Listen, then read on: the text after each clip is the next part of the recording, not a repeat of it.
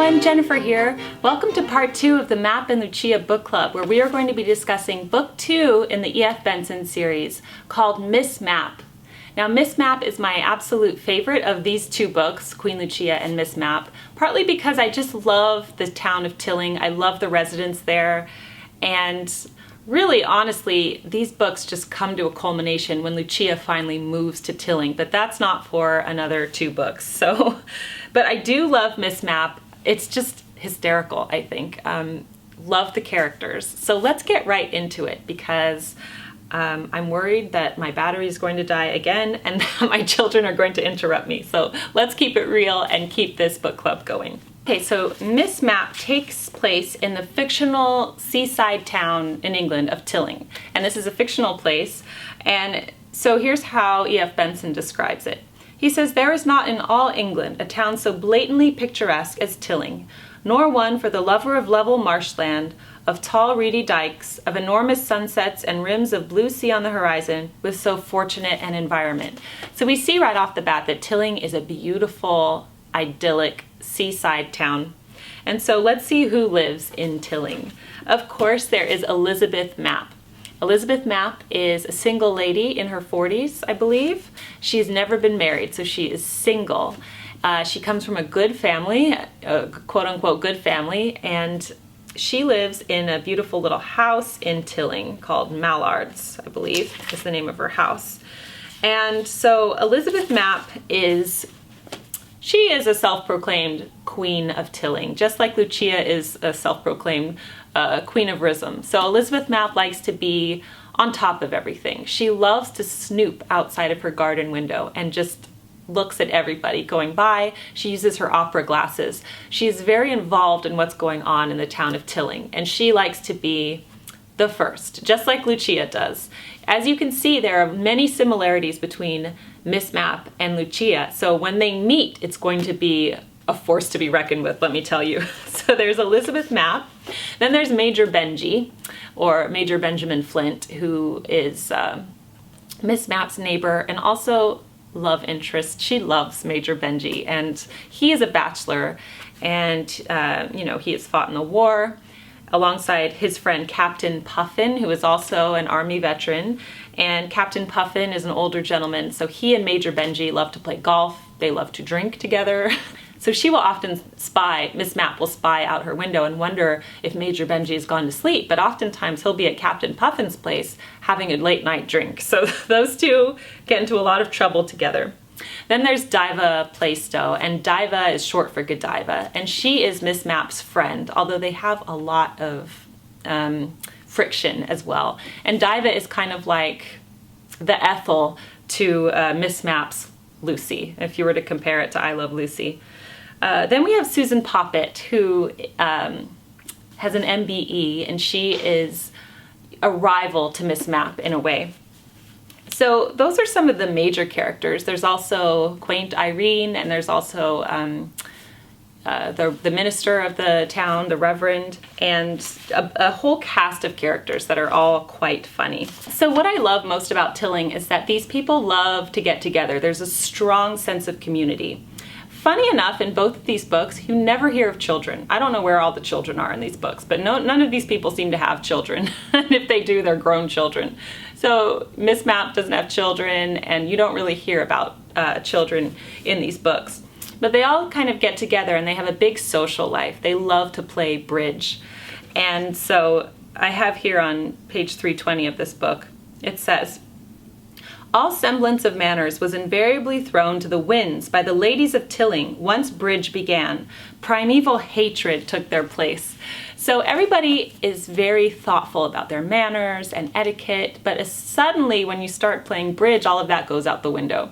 So we probably all have stories of getting together with our family, and suddenly when competition seeps in, people wanting to win the game and everything, all manners get thrown out the window. And so that also happens here in Tilling. But when they play these bridge games, there's always refreshments. A different person hosts it every time. Kind of like if people were to play, what are the games people play now? Bingo or something, mahjong games, things like that. So at the beginning of the book, Miss Mapp is over at Isabel Poppet's house. And so when they all go to eat after playing bridge, they describe her table, and it's through the lens of Miss Mapp. Miss Mapp headed the general drifting movement towards the buffet. There may have been tea there, but there was certainly iced coffee and lager beer and large jugs with dew on the outside and vegetables floating in a bubbling liquid on the inside. And it was all so vulgar and opulent that with one accord everyone set to work in earnest in order that the garden should present a less gross and greedy appearance. But there was no sign at present of the red currant fool, which is baffling. So Miss Mapp has a recipe for red currant fool, and so does apparently Isabel Poppet. And so there's this rivalry amongst this dessert, this recipe. So Miss Mapp she takes a spoonful of this attempt at a red currant fool, and with a wry face, hastily, but not too hastily, smothered in smiles, to push the revolting compound away from her. So even though she's not really giving it a chance, she's just assuming that the red currant fool is revolting because it's not her red currant fool. But the one spoonful she took was so delicious and exhilarating that she was positively unable to be good for Isabel. So it's just so funny with this rivalry with the recipe. Maybe you'll have that a little bit in your family where somebody has a recipe and somebody makes it a little bit better and it provokes jealousy. So it ends up being a funny point. So Miss Mapp is quite jealous of Isabel Poppet as she's describing how she received her Order of the British Empire. And let's see, on page 329 it says, "Interesting as Miss Mapp's walk home, and as painful as the light which it had conceivably thrown on the problem that had baffled her for so long, she might have been even more acutely disgusted had she lingered on with the rest of the bridge party in Mrs. Poppet's garden. So revolting was the sycophantic loyalty of the newly decorated member of the British Empire. She described minutely her arrival at the palace, her momentary nervousness as she entered the throne room, the instantaneousness of which all that vanished when she came to face with her sovereign."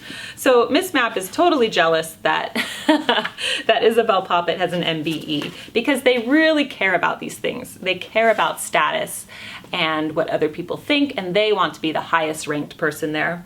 So it seems not enough for Miss Mapp that she comes from a quote-unquote good family. She's jealous that Isabel Poppet has the MBE.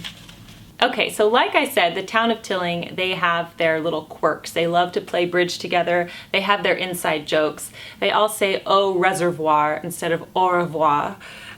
So they say that, and that's how they say goodbye to each other. And it's their own little inside joke that's quite funny. Okay, then we have another funny instance that keeps happening with Miss Mapp and her friend Diva. They keep wearing the same dress, and it's quite a funny thing. So Diva throws a curveball for Miss Mapp where they actually have the same rosebud chintz dress, but Diva ends up having her maid wear the dress out in public. And this is a very calculated move by Diva to insult Miss Mapp.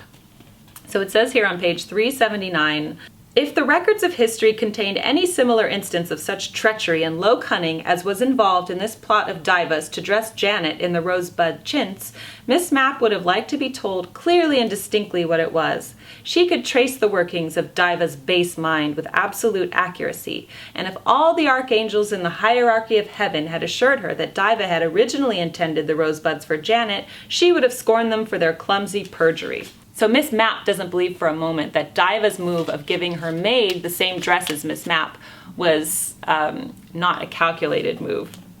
So there's a little exchange between Miss Mapp and Diva here. They are at odds against this dress situation where they keep wearing the same dress, and Diva had her maid wear the dress that Miss Mapp is wearing. Now, of course, in this modern day, that's not insulting, but back then it was very insulting. So pay attention to this exchange between Miss Mapp and Diva, because I have a strong observation here. So Miss Mapp says, "And would you very kindly explain how or when I have acted in a manner that was not straightforward?" she asked with laborious politeness. "Or do I understand that a monopoly of cutting up chintz curtains for personal adornment has been bestowed on you by an act of Parliament?" "You knew I was meaning to make a frock with chintz roses on it," said Diva. "You stole my idea, worked night and day to be first, just like you, mean behavior." "It was meaner to give that frock to Janet," said Miss Mapp. "You can give yours to Withers," snapped Diva. "Much obliged, Mrs. Plaistow," said Miss Mapp. So the reason why I read that to you is because these two women are fighting, okay? They are at odds, they are having a row.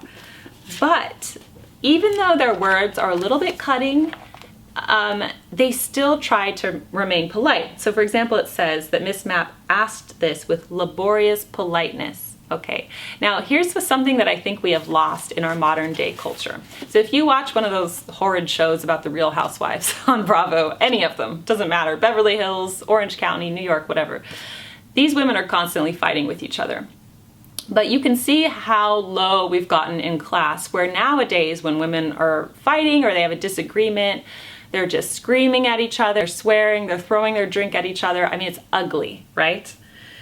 Back then, when they were fighting, it was more about witticisms. And yes, their behavior is not commendable, but at least they're trying to be polite, keeping a semblance of politeness. And that is something that was important to them back then, and a major observation that I found. Okay, another funny story from Miss Mapp is the Major Benji storyline, the duel and everything like that. So one night, Miss Mapp goes out after dark to find out what Captain Puffin and Major Benji are doing. And she finds them totally inebriated in the street. And she's completely horrified by this. But when they kind of turn it on her and say, "What are you doing here after dark?" she lies and says that she was going to be posting an envelope, right? But then they find out that the envelope has no address on it and that she was lying and that she was just spying on them. So of course this turns into a problem, and you could feel Miss Mapp's humiliation. So how many times have you in your life told a white lie and you've been called out on it? Which is of course why we should never lie in the first place. Of course we are human and this just happens. So it's a very human element. So these characters will get caught doing these embarrassing things. But the reason why we can laugh along with it and not judge them too much is because it's something that we have done ourselves, okay? We have all made these mistakes as well.